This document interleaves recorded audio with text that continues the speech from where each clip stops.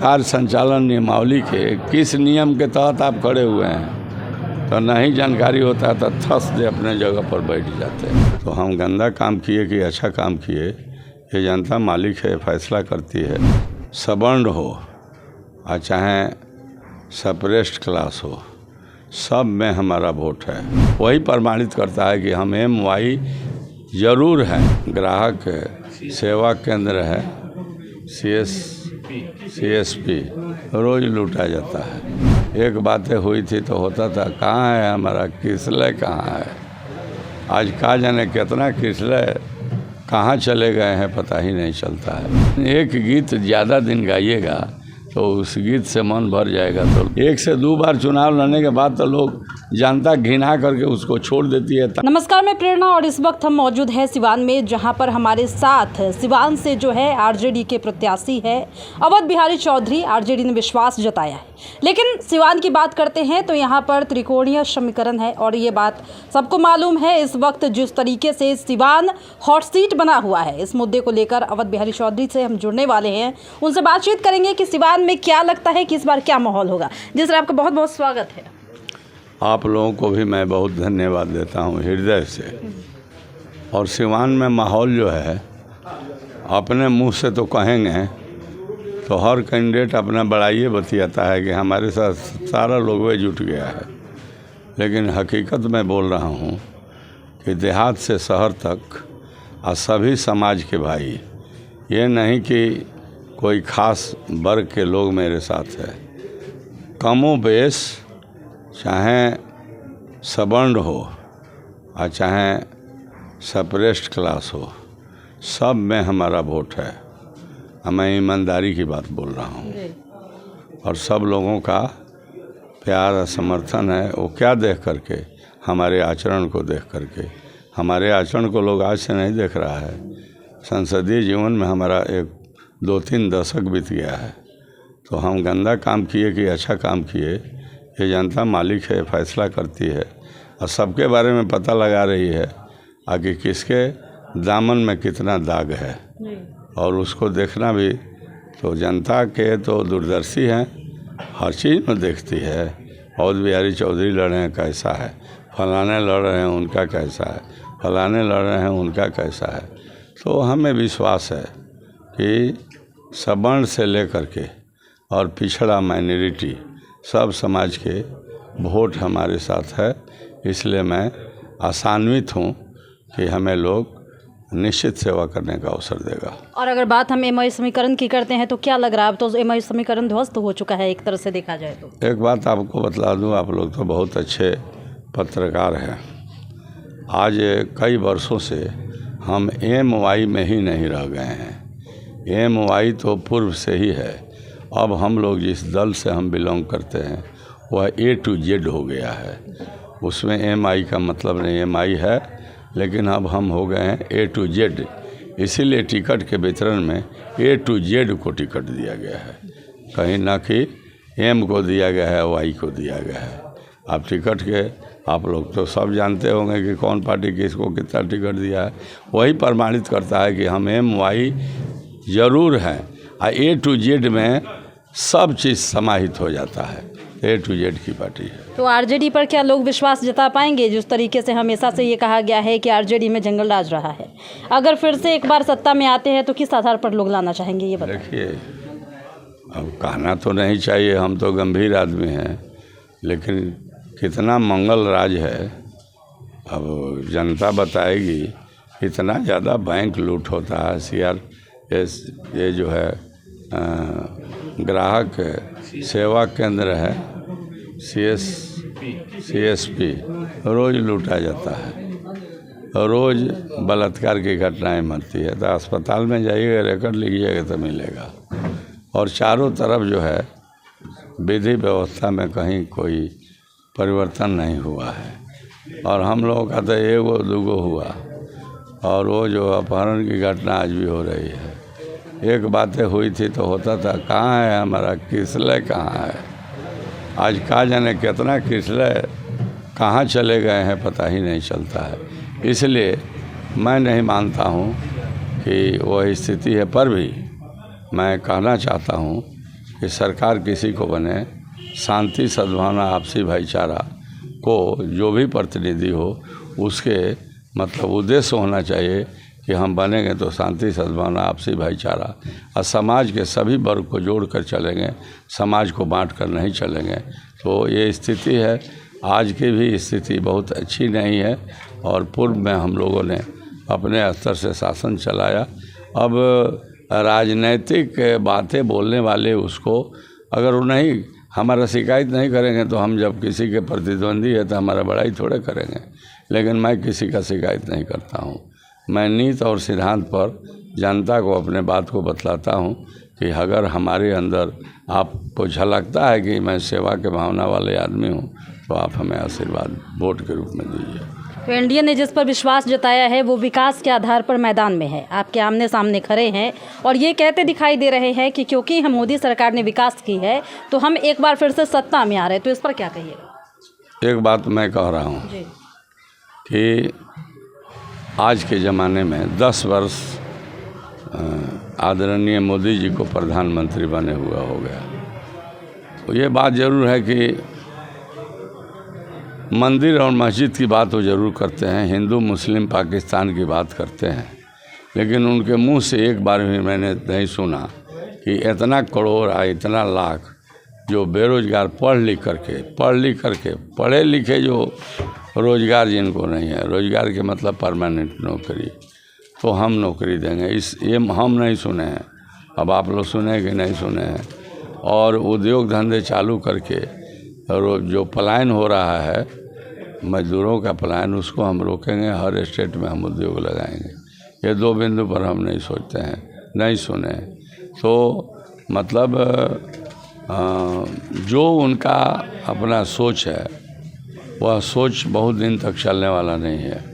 आज जो है इतना बेरोजगारी बेकारी है, पढ़े लिखे हर घर में लड़का है, हर समाज में लड़का है। वो चाहता है कि हमको नौकरी मिलनी चाहिए। हम पढ़ लिख लिए तो हमको नौकरी क्यों नहीं मिलना चाहिए? आप नौकरी की बात नहीं करते हैं, सिर्फ आप जो है जो भावना आप पैदा करते हैं वो बहुत दिन एक गीत ज़्यादा दिन गाइएगा तो उस गीत से मन भर जाएगा तो लोग उस गीत को भुला जाएंगे। मिला जुला कर मैं कहना चाहता हूँ कि इस बार, हालांकि हम तो इन लोगों से सब लोगों से वोट लेते हैं, मेन पार्टी के लोग हैं, हमको सब लोग वोट देता है, सब लोग देता है, माने पार्टी लाइन से ऊपर उठ कर के हमको मदद तो कर देता है हमारे स्वभाव पर। लेकिन स्थिति बहुत दूसरी तरह की है और सत्ता में जो लोग रहते हैं ना उनके विरुद्ध भी लोग रहते हैं। तो लोगों को है कि भाई हमको नौकरी चाहिए। और तेजस्वी जी 17 महीने में, मान लीजिए कि नीतीश जी तो पलट मारने वाले आदमी हैं, कभी उधर अभी कहीं इधर, कहा जाने 2-4-10 दिन में और क्या करेंगे बुझा नहीं रहा।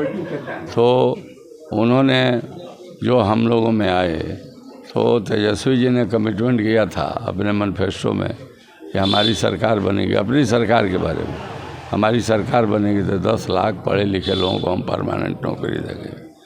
तो उन्होंने जब वो आ गए तो अपना फाइल बढ़ा करके जो कार्रवाई करनी थी किए और उन्होंने कहा कि हम नौकरी देंगे। तो 5 लाख कमोबेश 5 लाख नौकरी उन्होंने दिया।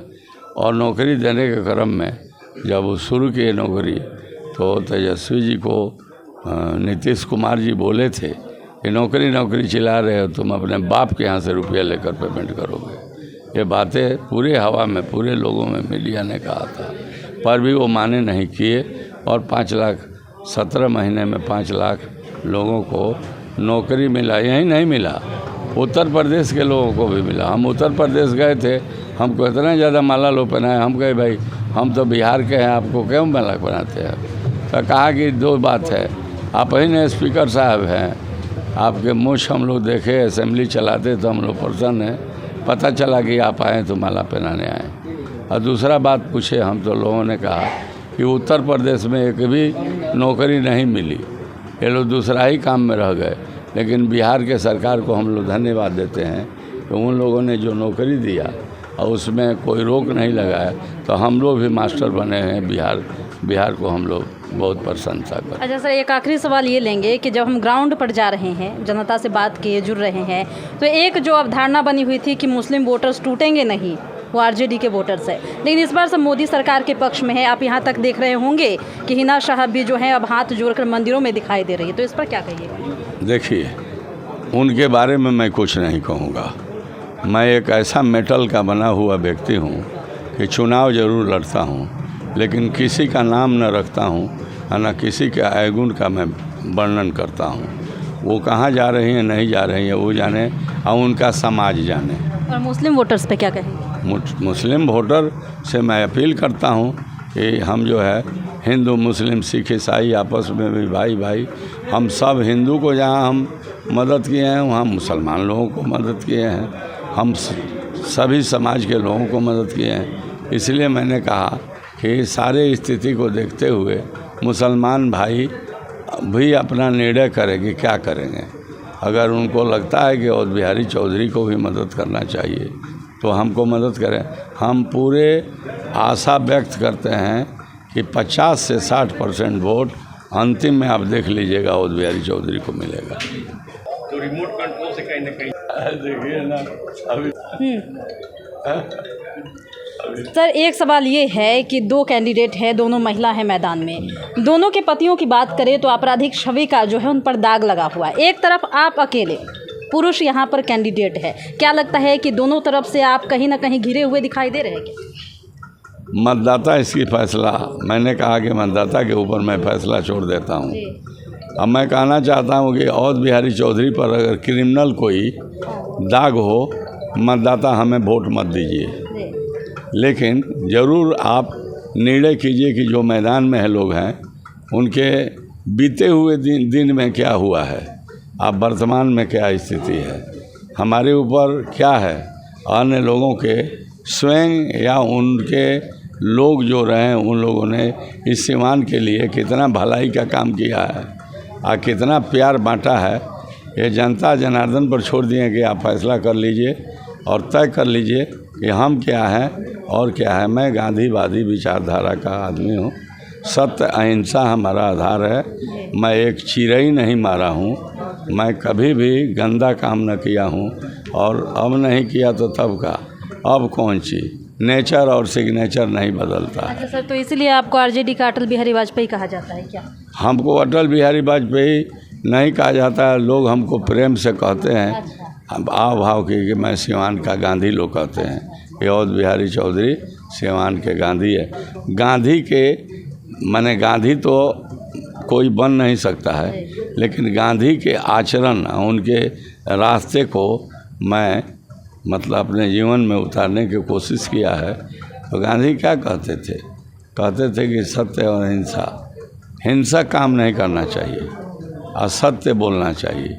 तो वो मैं काम किया हूँ, इसीलिए तो आज तक मैं अड़ा हूँ।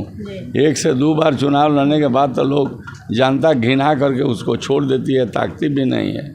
और 6 बार MLA बनना, बिहार सरकार में मिनिस्टर बनना, आपका स्पीकर बनना, आज पार्लियामेंट के लोगों ने हमको टिकट दिया। कोई मांगने गए थे क्या? लोगों ने हमको टिकट दिया, अंतिम में हमको टिकट लोगों ने दिया है। तो क्यों दिया है? हमें कुछ पाए होंगे तो दिए होंगे। तो मैं कोई उस तरह का आचरण न किया हूँ, न करूँगा। आप भी कह रहा हूँ, आज भी आप चैनल वाले हैं कि मैं जीतूँगा तो अगला पिछला के लड़ाई को मैं ख़त्म करूँगा। सवर्ण भाइयों को और जो पिछड़े जिसको कहा जाता है, सबको एक समान देखूँगा, भेदभाव नहीं करूँगा और सबको मैं इज्जत दूँगा और उनके सम्मान करूँगा। और हमें जो भी निर्णय लेना होगा इन तमाम भाइयों से राय करके निर्णय लेंगे और सिवान के कॉमन जो प्रॉब्लम हो गए उसको अगर हम बनते हैं तब पार्लियामेंट में पुरजोर तरीके से उठाएंगे आवाज़, क्योंकि हम स्पीकर रह गए हैं। स्पीकर बिहार विधानसभा को हो चाहे पार्लियामेंट का स्पीकर हो, 2 चीज़ नहीं होता है। तो बहुत बात पूछ दिया जाए पार्लियामेंट्री अफेयर्स के, तो 1 लाइन लोग नहीं बतला पाएंगे कि क्या चीज़ होता है। असेंबली में उठने के लिए नियम बना हुआ है, इसीलिए कोई बार बार खड़ा हो जाता है। स्पीकर पूछता है, माननीय सदस्य, कार्य संचालन नियमावली के किस नियम के तहत आप खड़े हुए हैं? तो नहीं जानकारी होता है तो थस दे अपने जगह पर बैठ जाते हैं। खैर सर, ये तो एक अलग ही बात हो गई, ये तो बात अलग, लेकिन बात सिवान के परिप्रेक्ष्य में है तो आप सिवान में अपना मैंने कहा कि हम अपने आचरण को बना कर रखे हैं और चाहे कोई पद बड़ा से बड़ा मिल जाएगा उसके दायित्वों को मैं निभाऊंगा, लेकिन समाज को कभी बांट कर नहीं चलूँगा। ये गंदे काम मैं नहीं करूँगा और मैं कभी भी किसी को ऐसा बात नहीं बोलूँगा जिससे उसको दुख लग जाए और मेरे प्रति घृणा पैदा हो जाए। तो इस वक्त हम बात कर रहे थे अवध बिहारी चौधरी जी से, जहां पर आपने सुना कि वो सिवान को लेकर किस तरीके से पॉजिटिव दिखाई दिए हैं। उनका ये कहना है कि हम जात पात की राजनीति नहीं करते। हमने MY समीकरण पर भी बात की तो यहाँ पर उन्होंने साफ साफ एक बात कही कि अब हम MY समीकरण की पार्टी नहीं है, बल्कि हम A to Z की पार्टी है। लेकिन अब तो ये देखने वाली बात होगी कि सिवान की जनता के दिल में क्या है, मन में क्या है, और सिवान की जनता किसे अपना सही नेता चुनती है, ये तो जल्द ही पता चल जाएगा। तब तक के लिए जुड़े रहिए हमारे साथ और देखते रहिए हमारे चैनल। धन्यवाद।